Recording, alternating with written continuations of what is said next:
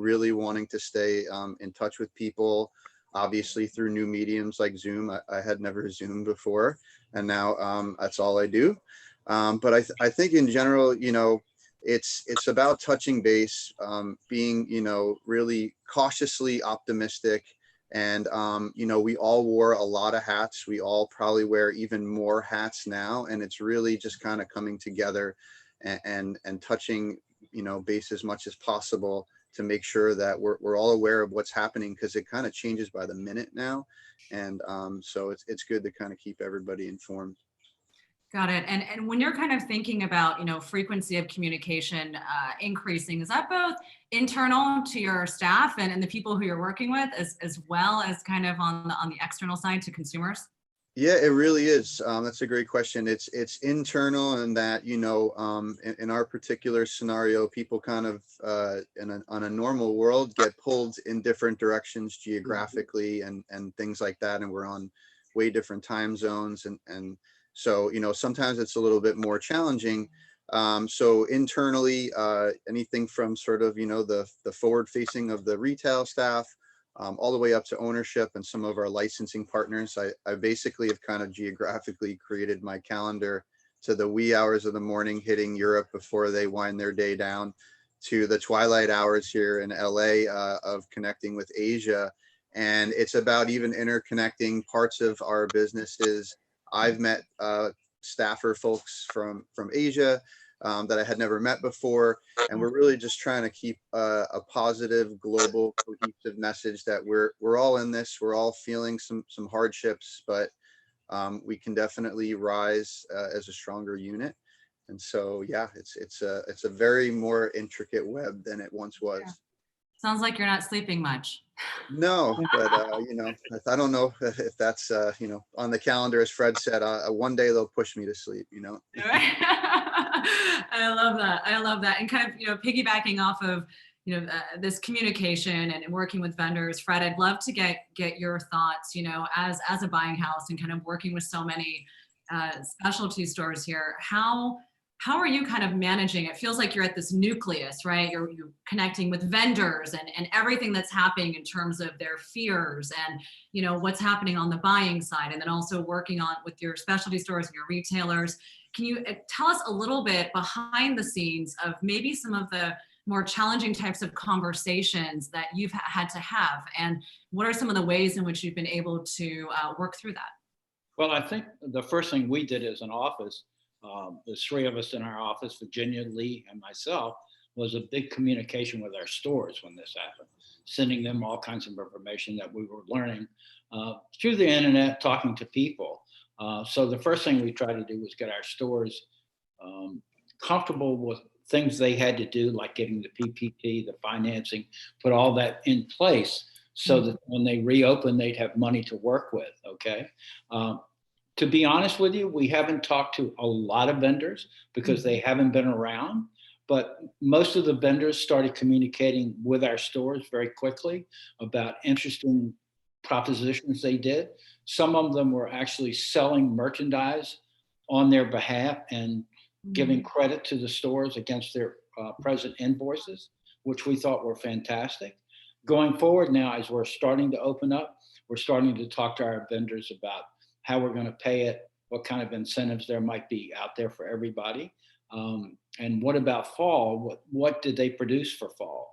One of the very interesting things that we're finding out, that I'm sure that Brian has already found out, is that a lot of the orders that were placed for fall are not going to be available whole by any means. We heard yesterday from 3 different vendors that they can only ship 50% of whatever somebody ordered because they didn't get piece goods deliveries. They couldn't place their goods in factories to have them accomplished. So that's an ongoing saga that we're having to deal with. But the main thing is we got back open again. Our guys did virtual showrooms. They communicated in email. And the most amazing thing to me is they all want to be in e-commerce now. So we've introduced them to people like Shopify, Gray Suit Retail, people that do the e-commerce sites. So they all want to be in e-commerce. I think not so much to generate business as they feel it from what some of their vendors do, but having a presence for their customers. So that's been pretty amazing to me. And I think that by the end of July or August, I think all our stores will be on e-commerce, which is pretty amazing. I love that. Which is a brand new thing for us. So we're anxious to get back to the office to sort of attack that e-commerce story for our store and work with vendors and see how we can pull them into the picture. Great. It's all about communication, and I think we've been doing a great job reaching to the stores, and I think in turn they're doing a great job in reaching back to their customers. They're all on Facebook or Instagram or doing virtual showrooms in their store, showing them product that's available. We don't have an appetite to buy any more merchandise right now for spring. As I've talked to them, they said, we need more time to see if something happens. The main thing I've asked them all to do, and some of them have done it, some haven't, but I did not want my stores to go on sale. Okay. I didn't want them to give merchandise away to begin with. I said, let's be open for 2 or 3 weeks, feel the customer, feel the pulse and what's happened. And I think most of them did it, and they're very happy because the customers that are coming in are not concerned about price. They're just happy to be in the store, see their faces again, chat with them, and buy some inventory. So I think that was a good move on the part of DLS with our stores, is not to be on sale. I love that strategy. I'm eager to hear from you, Dana, in terms of, how you guys are approaching a couple of these points that Fred had mentioned. So in particular, as we're looking at, let's say e-commerce and kind of the role or kind of how you're looking at maybe your digital platforms, right? Or kind of. Well, for us, we being a single store, last year we did 20 million. So being an owner who has to finance everything, the first thing we did was probably the opposite of what a lot of you did. We laid off everybody. Eric can tell you, by the time we were closed on the 27th of March, everybody was gone. Wow. We kept our interior design group because I've been in these kind of bad situations before and knew if you don't have money, you won't make it. So we laid off everybody. On the whole entire retail organization gone, except for 2 people. Those 2 people were left on board in order to cut all of our orders for fall by 50%. And what's interesting, based on some of the comments I've heard, I'm glad there's so much optimism on what's going to happen. When we began talking to vendors 6 weeks ago, the Italians were like, well, let's just wait and see let's wait and see. I think we're going to be okay. By the time we finished cutting, which was only like a week ago, they were leading with 50% cuts. Wow. Which I thought was good, because I think the reality is for us, we don't want to take in a bunch of merchandise we can't pay for. And I don't want to go borrow a bunch of money that I can't pay back. So we've been very careful. First person we hired back was our marketing person. So we keep the message going that we're open. We kept selling all the way through. So we actually, our rent is expensive. We covered more than rent by just keeping the message out there. Our customers were texting us, emailing us. Even though the staff on the sales side were laid off, they were still reaching out to all of their customers. And we were able to keep a thread of income coming through, which was great. On the e-commerce side, we're going to try the Shopify thing.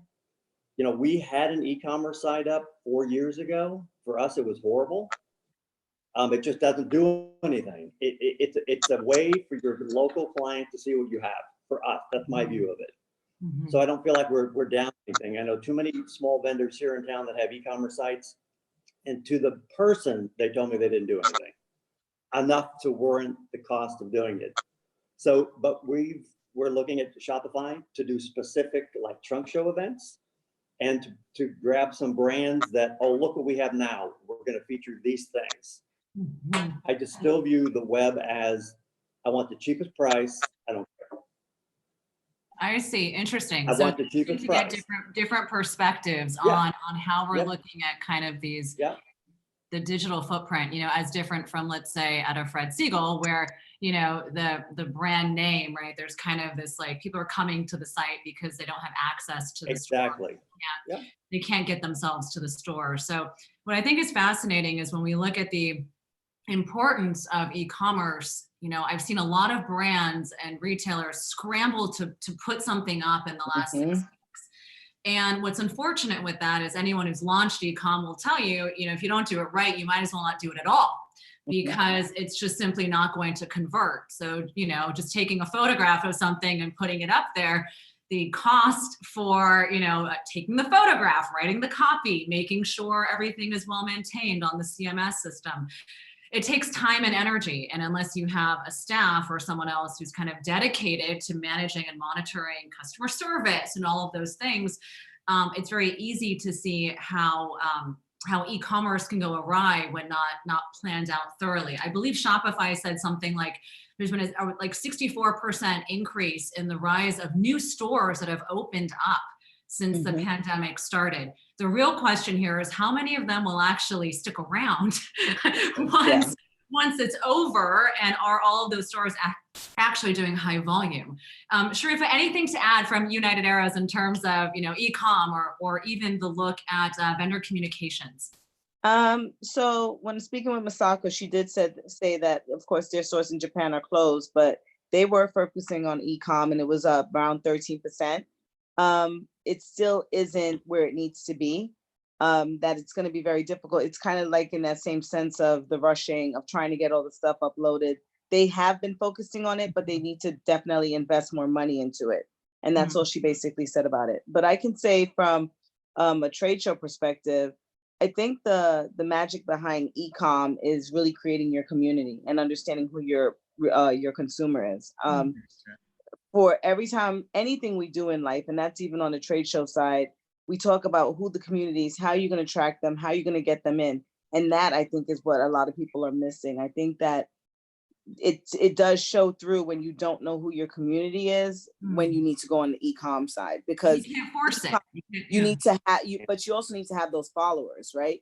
People can come and shop your store, but if they don't believe in it, they're going to shop somewhere else. So you have to know who your community is. You have to know how to get them to what's going to get them to that purchasing point. And I think that that's what a lot of people are missing. Unfortunately, a lot of the retailers that are out, it didn't prepare for this. No one prepared for this, but a lot of people have not prepared for this. And it's forcing them to have to scramble and figure out what to do. But even if you figure out what to do, you still need someone to purchase the goods on your platform. So it's like, how do you figure out? What I would suggest to anyone out there is to kind of really identify who is your shopper, who is your consumer, and use those people to kind of get to the other people. Another thing I would say is really focus on the content that you're putting out there. I know that most of us are older and we don't believe in that social media push, but I can tell you that that's where a lot of these kids are shopping. That's where so you have to kind of like understand how to get in front of those people as well. Because for me, I can tell you, I can go on social media and I'm flipping through and I can buy something right away. It's the easiest thing. But if we as retailers don't have that, you're lost. So those are the two things I would say is like really and truly push your content, make sure your content is good, make sure your pictures are well lit, make sure all those things are right, and really identify who your community is. That's what's important when it comes not to rush it. I think and that not to rush it. The biggest issue was honestly people going, oh crap, what am I going to do? Let me rush and do something, and not actually executing it in the vein of the brand or really in the spirit or the essence of that. And to that savvy millennial and Gen Z consumer, it's just, it reads as a BS because it doesn't actually come off as it's being not authentic. Right. Yeah, absolutely. So, today, guys, we have so many brands who are here listening, and, obviously the perspective of retail and how do we work with retail, and, what's the game plan here? How is it best for brands to be able to have the right kinds of conversations with you guys right now? I think there's kind of an idea here of a panic, like the Panic at the Disco. Everyone's like, oh my gosh, our PO is going to be canceled. Is this going to happen? Will I get paid? Will it be next year? Will it be next month? I think that there's so much ambiguity, and I feel that I'm sure you guys have been seeing a lot of creative ways of being able to manage, and I want to piggyback off of the communication with vendors, but what are some creative ways and best kind of practices or ways in which you've been relating with vendors and kind of seeing those relationships pan out? Who wants to go first? Well, I think I will, Fred Deering.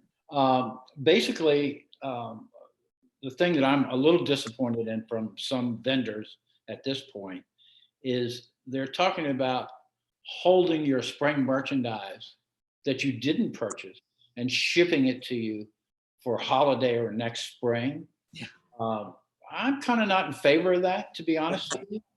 That's not what I want to do with my stores. I think I want to look at fresh goods again. I want to see what spring 21 looks like and make appropriate decisions on things that I need or want, rather than take in old merchandise.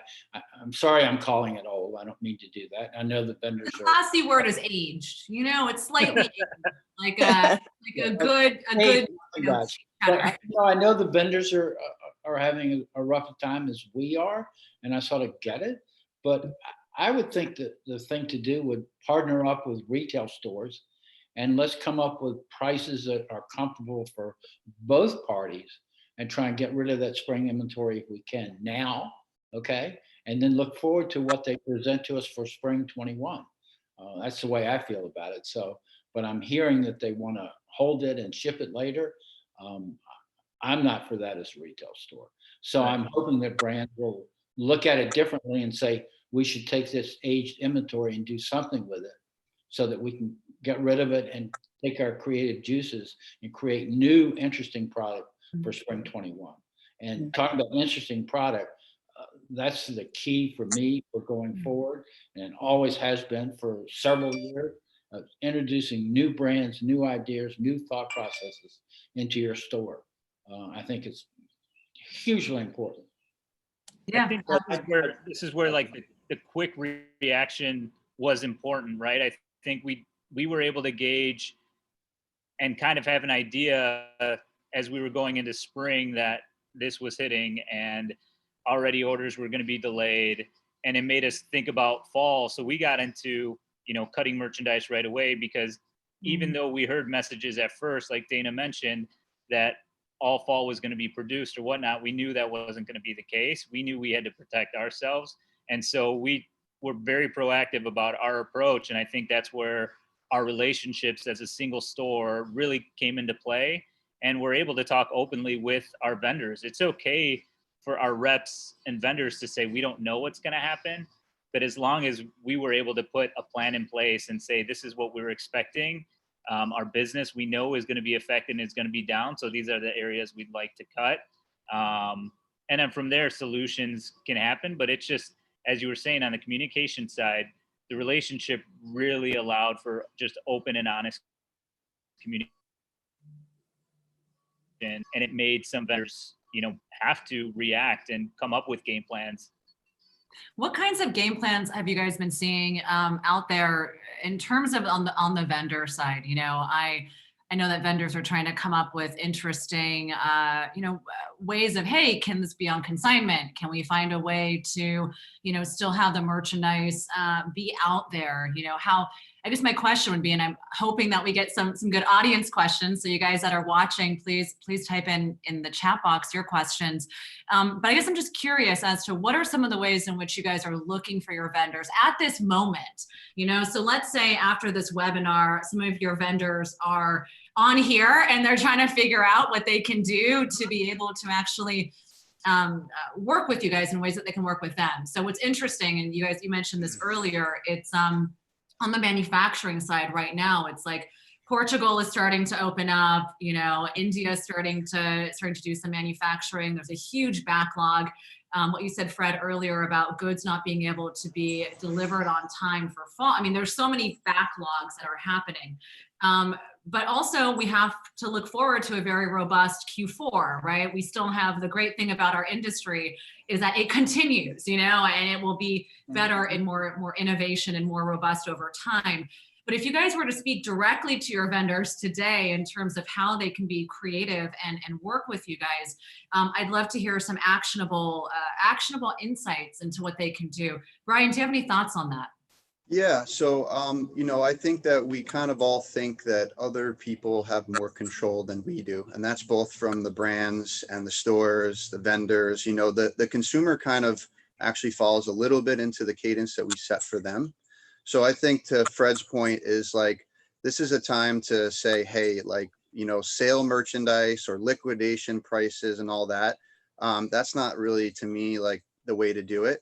And I think the larger point here that I have a feeling we might riff on at some point is really resetting a little bit of the fashion calendar that seems a little bit antiquated.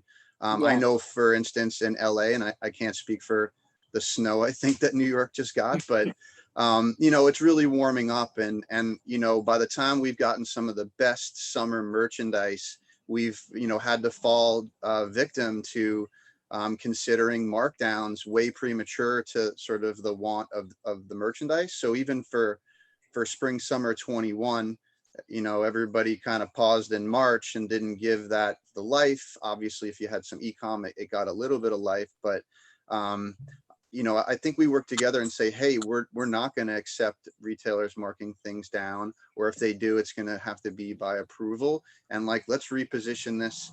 I know for us, we hope to have sort of a full fall winter general kind of collection come in between August and September, but I think dates are going to get pushed back. And so while it's the hottest time of the year, like, let's really kind of continue through merchandising and flow to get the best assortments out there at full price of what people missed, of what people need now.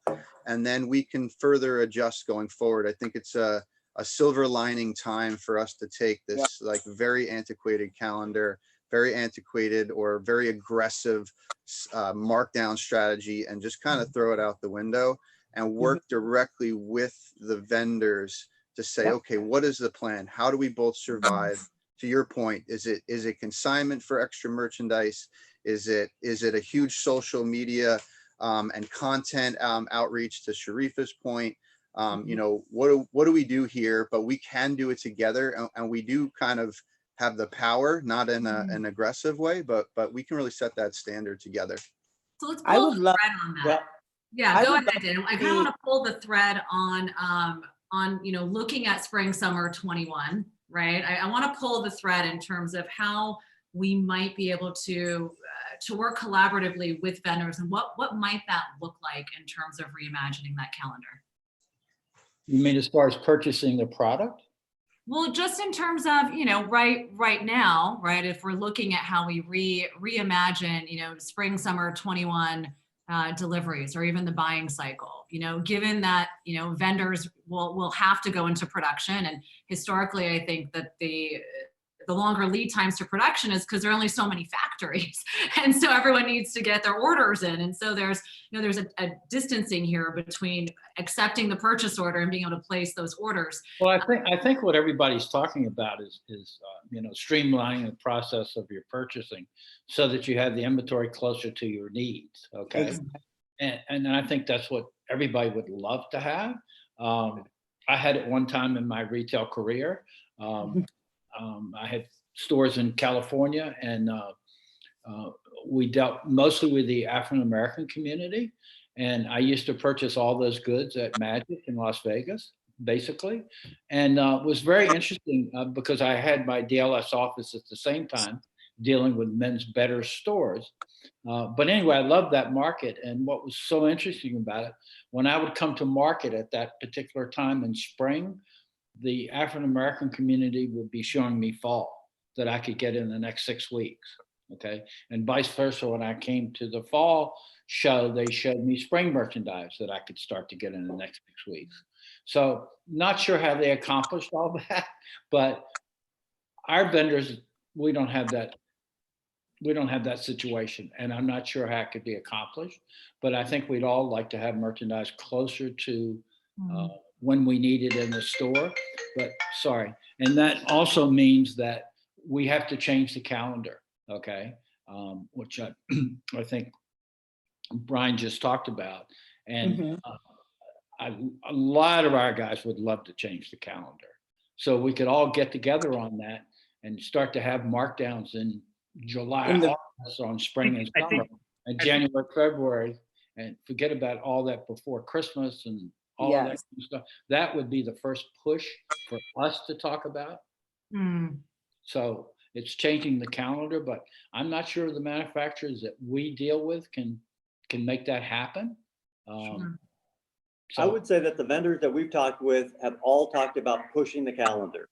That's been a universal topic for the last 6 weeks, pushing the calendar, dropping like the pre-spring, pre-summer, all this stuff and holiday and this, and going back to 2 seasons. That's been floated around. One thing though I find interesting is we have to compete with department stores at some level, and nobody's talked about their cadence. We used to, when Eric first started, Eric, when did we go on sale? End of February. Right. Now it's right after Christmas because of the department stores throwing everything on the market. So we tend to have to match price, or if we don't have that exact same, we get right down to the item. Yeah, that might be on sale. Guess what? You don't have the color that you want or the size. So if you want to buy from us, it's full price. But it gets kind of crazy because we are locked into what the big guys are doing. At Well, some level.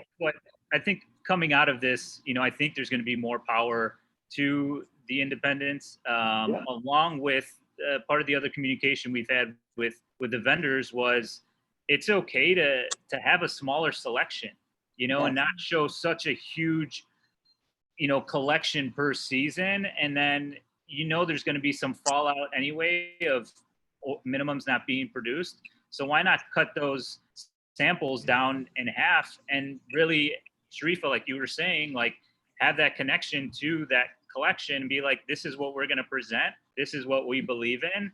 And this is what's going to get produced. Because that's the other thing is there's just mass production of product that, is just unnecessary.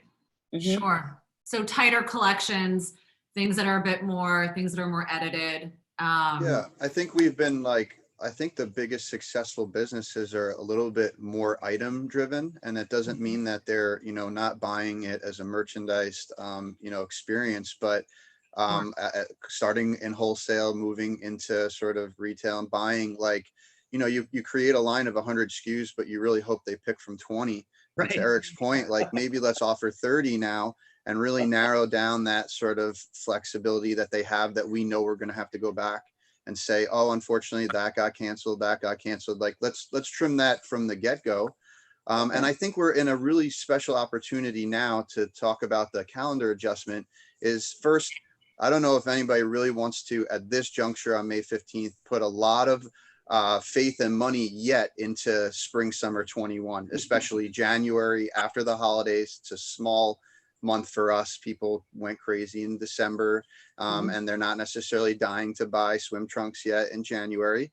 And so the longer we can give buyers to kind of gauge the climate of what's happening, get some retail stores in all 50 states open and operating, and not delay, but delay getting those orders in, instead of sort of like a July menswear or July 15th, let's push it till September. But we know that have lead times. Let's let March be the first delivery for spring, and really kind of reset the calendar in that notion. I think that's a great. Can we vote on that? Let me say this. I think we can get. I think we can get that accomplished by just pushing your deliveries out. I talked earlier, one of these Zooms about Tommy Bahama, that, we started with those guys when they had 6 pieces years ago. Okay. But what intrigued me about Tommy Bahama, when you work with them as they grew, they kept having these delivery cycles. Okay. And it made it more like women's wear. And I think that's what helped make them successful, because they made the store bring in different ideas every 30 to 60 days. So as their customer, and we know we all get the same customers in the store, it created an excitement for the salesperson on the floor and for the customer coming in the door. I think we can push out deliveries. My concern is, can the manufacturer live with that delivery cycle that we'd like to have, and not get the orders in time so he can get his piece goods, book his factory, and get it rolling in the right direction? I certainly don't mind seeing less merchandise in the market from the vendor, as long as it's beautiful and tasteful, which is what we're always looking for. But I'm nervous that they can't accomplish it on their end.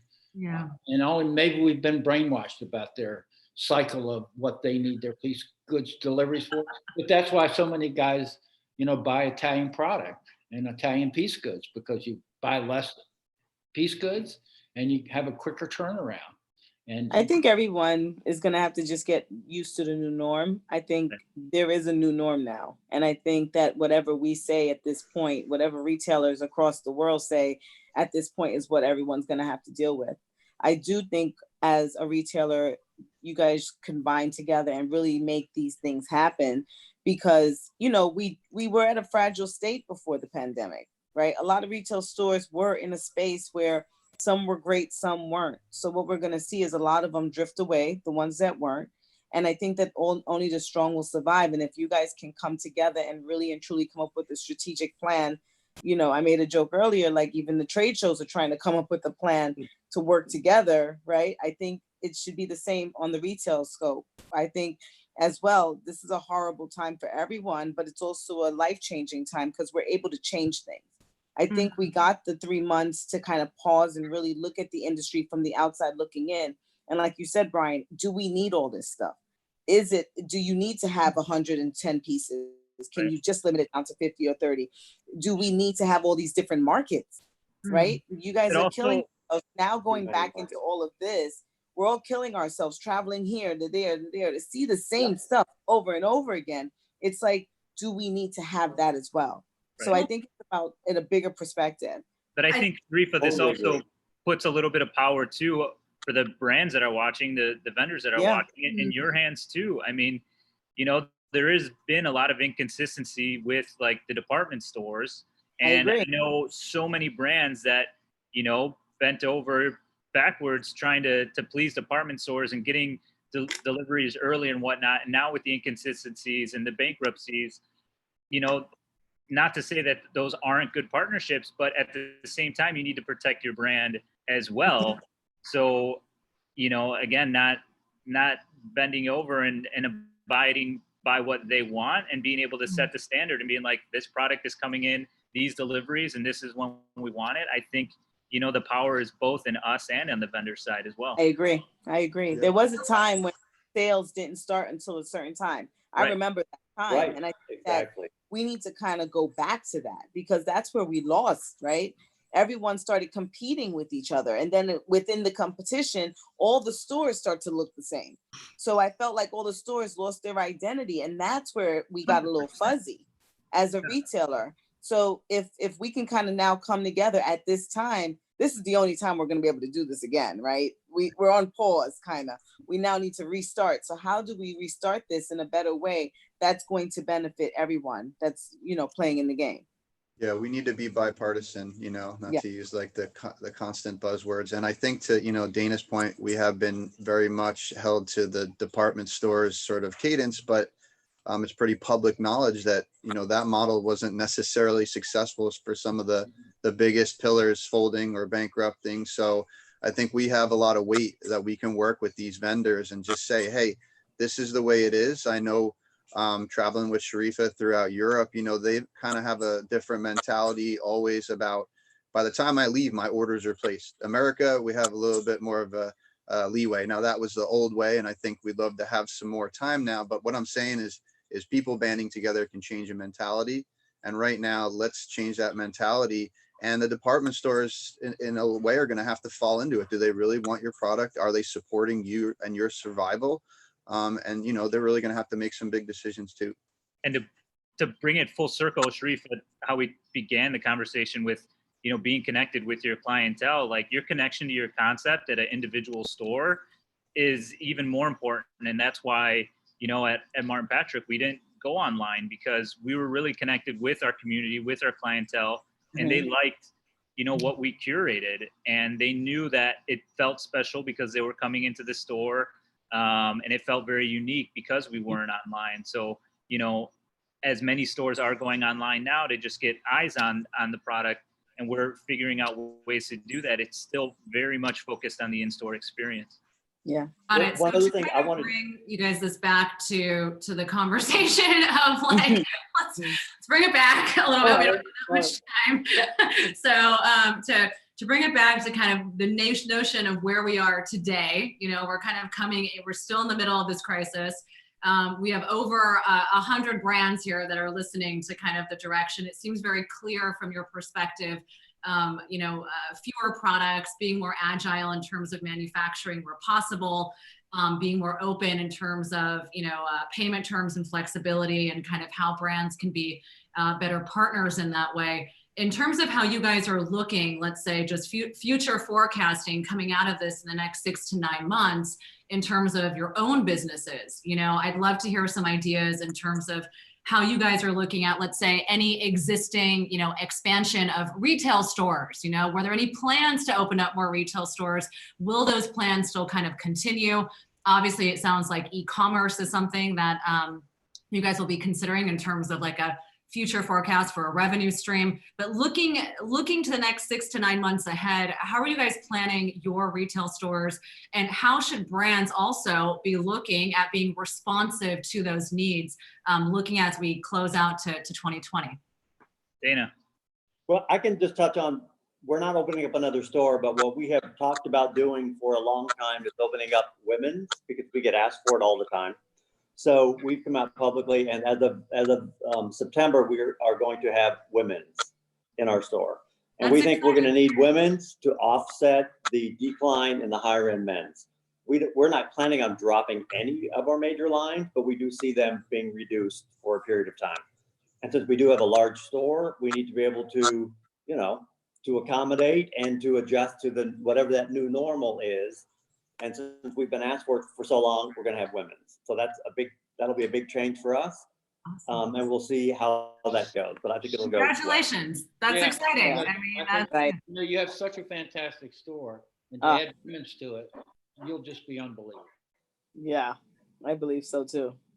Amazing. Brian, any sort of future forecasting for the next 9 months? Yeah, we are lucky enough, we have incredibly very leadership driven upper management, and they've really been thinking outside the box, lucky enough before the pandemic, but more so now.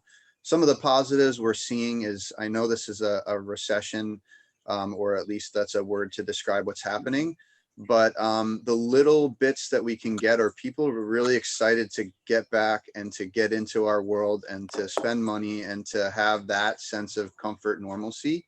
The other thing is we're learning in our model is that a bright light at the end of the tunnel is really, really important. So, we do strategic partnerships and other things outside of traditional retail. But I think that everybody has to think a little bit differently. And so we're saying, okay, we might not be able to control the next 6 months, but where we feel more comfortable controlling, let's really set some fun, innovative activations. Let's band together, let's cross-pollinate, let's bring in some people that we can give you a voice, and add our voice on top of it. So I know that's kind of a little bit of like a higher arching mentality, but it's really like, stay positive.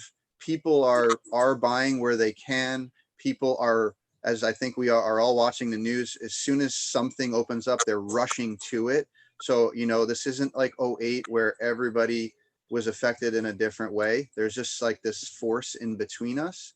And when we can get through that force, I think that we're going to see, a lot of positive things, and, put some really nice, achievable goals, something new, like adding women's and things like that, to just really kind of offset or complement what you've always been doing. I love that. I know we're kind of closing in on the last, few minutes here. As we're kind of looking, some of the things that I think have been so apparent is the need for community, and how we're also looking at, digital innovation and innovation in general. You mentioned 2008, and what I thought was so interesting, out of 2008 is we saw, everyone there, so terrifying, and yet we saw the tremendous rise of off-price and outlet stores, and the creation of a whole new revenue stream that we really hadn't put that much attention into. We also saw a few years after that, the rise of direct to consumer, and what it looked like to kind of, slash prices and create these very strong Shopify influencer-based models, really innovation that kind of was sprung out of what had happened in 2008. In terms of the innovation that's coming out today, it seems like there's a lot that's happening in terms of a return to customer service, and kind of this return to the authenticity around relationships. As we kind of close off, I would love to hear your guys' thoughts on community and also innovation, and what are some of the things that you're optimistic for as you're looking at bridging those two.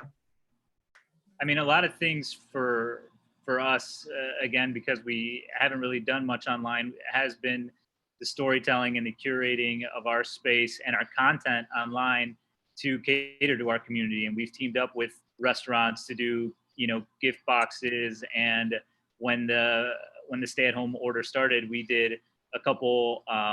Dana, you might have to remind me, but it was like two bags that was like get shit done or don't do shit, and it was like, you know, just like a coloring book while you were at home, or if you wanted to get stuff done, stuff to like help you cook. And we partnered up with restaurants, and you just being engaging that way. You know, you can't.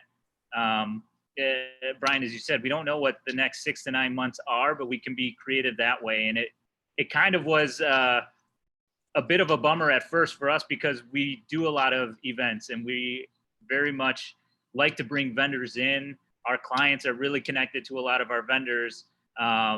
So it's going to be fun to even try how we can evolve that. And we've done it with, you know, Instagram lives, knowing that we won't be able to have big gatherings within the store. But just the creativity that comes out of these conversations, like Fred and Brian, like I know you guys have, those are the fun parts to really find, you know, how we can, you know, do more, you know? Yeah, I think we all realize things like Zoom are here to stay, you know, and it's part of the new norm. And so, you know, we've even done things now that we're kind of almost live beta testing. So we're hosting a one-on-one experience. I know a lot of you guys are, and other retailers, but we're hosting a one-on-one experience for customers to Zoom with the folks in our store that they're familiar with. The beauty is there could be people thousands of miles away that have never had that Fred Siegel experience. And we're offering that to them now in a one-on-one. So I think that is one of the boxes that we need to check. And the other is, you know, we've all always had a community, a heartfelt community box that we check. Hey, make sure we reach out, we know. But I think more now it's hitting home. It's gone up the ladder of importance. It's not going anywhere. I can't stress Sharifa's point about authentic content, that I think we take the E in the e-commerce and highlight that. And it's not only commerce. Of course, that's the driving force that we want to get to. But what is all the E connections, and how do we tap into people and talk one-on-one and answer every Instagram DM and really just let them know that, like, we miss you so much too. And like, we want to make sure in the future that we don't like not talk, you know, for months. We want to be buddies. And, you know, I think that these are some of the good things, like you said, that came out of the 2008 that are going to come out of this. Yeah. I think our stores have always been there with community and. Oh, Fred, that's not fair. You can't say we've been doing it the whole time. And I'm sorry. That's what we're about, is our customers, our community. We've been there. We'll get stronger, and we better get stronger at dealing it. The big thing I think we need to do is besides what Brian said about Zoom, I think Zoom could be very important for our stores, which we haven't done before. But the big thing is community and reaching out to our customer base. We've always done that, but we need to get better at it. And the thought process for me a lot now is about shopping local. I think that's very important in the community. So I think getting together with other businesses in the community, like restaurants and bars and things like that, and talking about community, I think is very important. One of the things that some of our stores do is they take their best clients out to dinner and have a dinner party with 15 or 18 of their best clients and enjoy a wonderful steak dinner with wine and make it low key, but connection. So we're there, and we'll continue to do it and hopefully make it stronger. Can I make one vendor suggestion that I would love to see happen? Sure. I've been talking about for like years. Retail is not my background. I would love to be able to go to an appointment, pick everything, get an immediate email, right, with all of the line sheets and all the information, so that once we select everything and size it out, we push a button, we can upload it onto our new e-commerce site so that we know exactly what we have coming and it's pushed out. All of it like yours trying to do. That would Dana, save don't worry, so many it's coming. hours. It's gonna come to you soon, Dana. Trust me. We'll run a macro for that, you know? Yeah. I mean, but it needs to happen because that would allow the small guy, to be able to have a presence on e-commerce to show what we actually have so that our clients, even if they're not buying it there, they can see that we have it, they'll come in and see us. Yeah. It would actually enhance it for not only us, but the vendor, higher sell-through.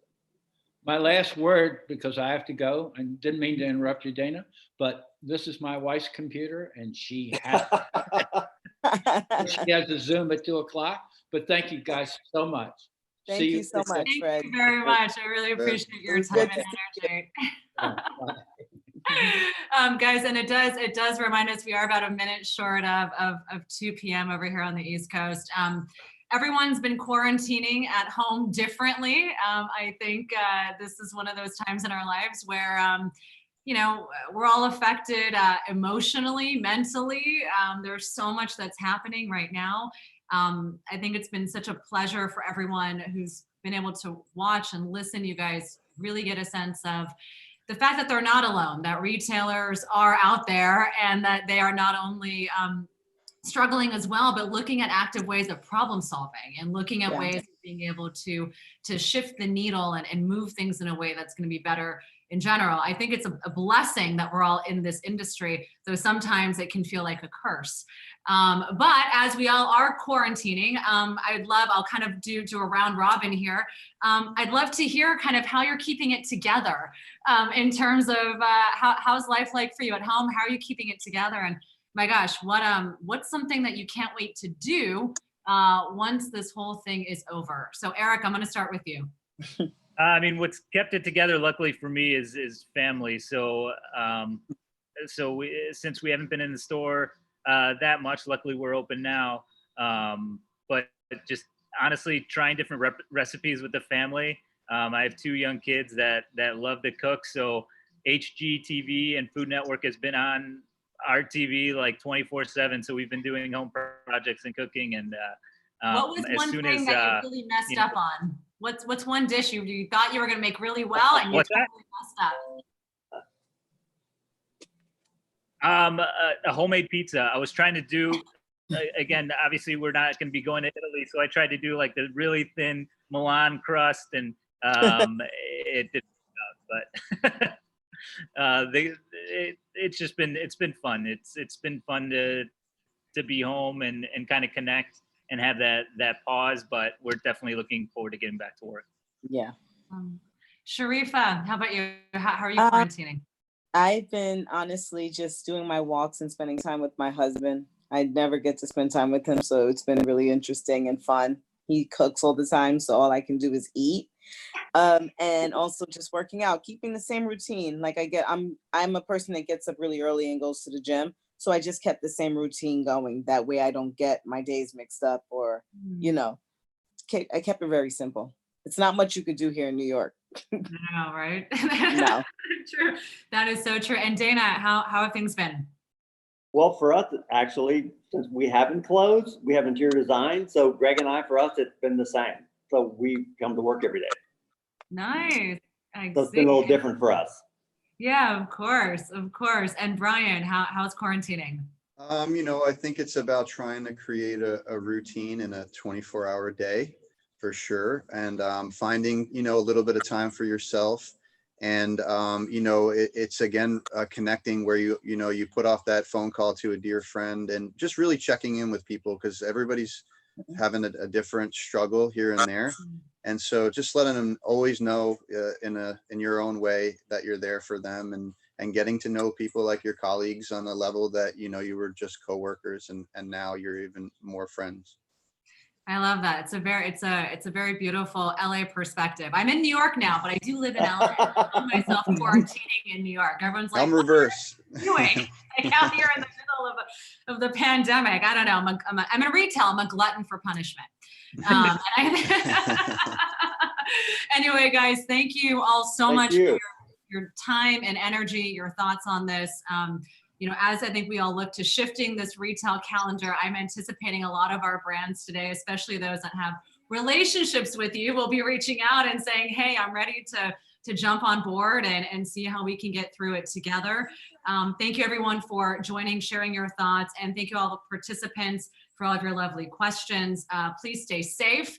We're in an amazing time period of innovation. I think we're going to come across some really great new business ideas, new revenue streams, and a way of getting better and stronger. So onward and upward. Thank you. Thank you. Thank you. Thank Bye. you. Bye. That was fun. We're still on. Hold on.